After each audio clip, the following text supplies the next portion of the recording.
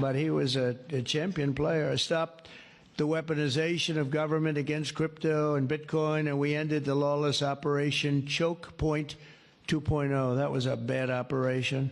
Then I kept my promises to the community and granted a full presidential pardon to Ross Ulbricht.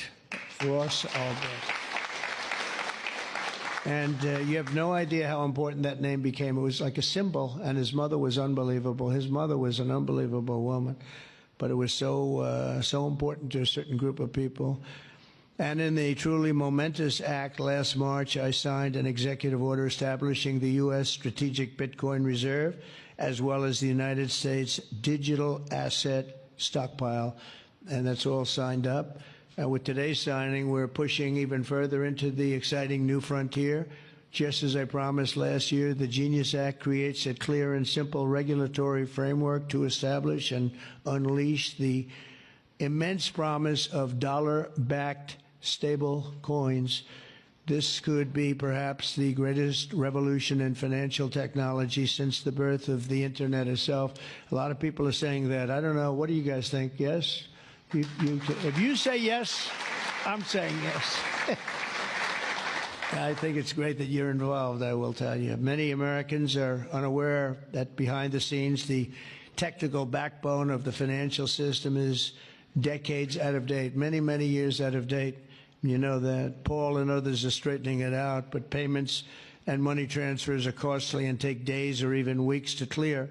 Under this bill, the entire ancient system will be eligible for a 21st century upgrade using the state-of-the-art crypto technology. Who would have thought we would have been saying that 2 years after I really met you for the first time? The GENIUS Act provides banks, businesses, and financial institutions a framework for issuing crypto assets backed one-for-one with real U.S. dollars, treasury bills, and other cash equivalents. It's really strengthening the dollar and giving the dollar great prominence. And, you know, you have this little group called BRICS. It's fading out fast.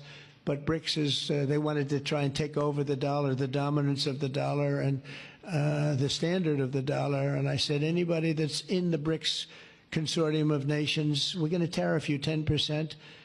And they had a meeting the following day, and almost nobody showed up. They said, leave me alone.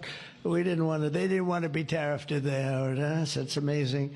No, we're not going to let the dollar slide. If we have a smart president, you're never going to let the dollar slide. If you have a dummy, that could happen. Like the last one, he would. If you ever asked him about the dollar sliding, he would have no idea. But we can't let that ever happen again.